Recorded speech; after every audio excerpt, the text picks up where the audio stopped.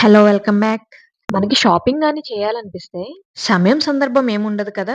Night చిన్న Tirupati, మ్యారేజ్‌కెళ్ళొస్తూ Bhimadolu to Dwaraka Tirumala రూట్‌లో పంగిడిగూడెంలో Dwaraka Tirumala రోడ్‌లోనే VS మార్ట్‌లో groceries షాపింగ్‌కైతే వెళ్ళాము.